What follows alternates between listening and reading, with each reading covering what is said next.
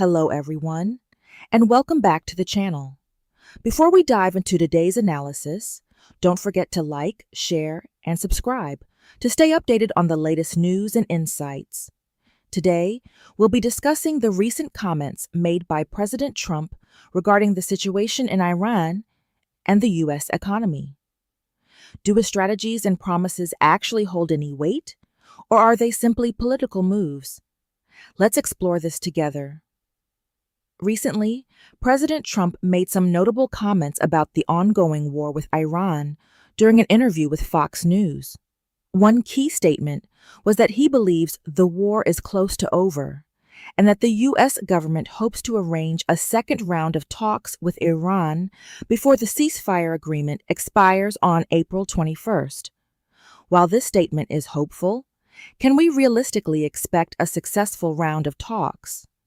Personally, I wonder whether these talks will actually bring any meaningful results. Past negotiations between the U.S. and Iran have often failed to deliver lasting outcomes, and I don't think this time will be any different. The core issue of distrust between the two countries remains.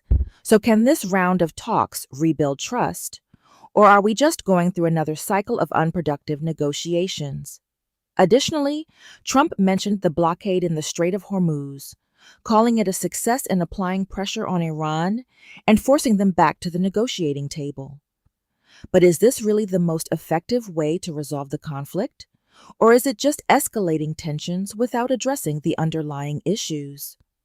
In my opinion, while the blockade might have had some immediate impact, it doesn't seem to offer a sustainable long-term solution.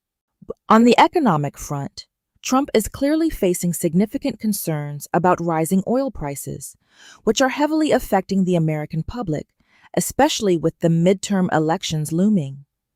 Recently, he tried to walk back earlier statements about oil prices, claiming that they will drop to previous levels and that the economy will fully recover before the elections. This makes me wonder, is Trump being overly optimistic about the economic recovery?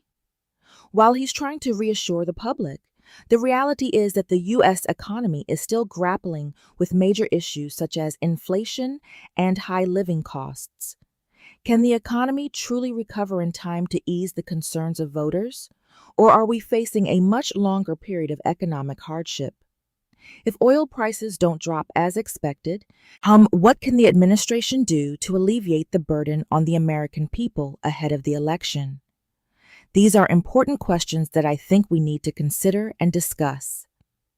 Do you think the second round of negotiations with Iran will lead to real results? Or is it just another round of talks that won't change much?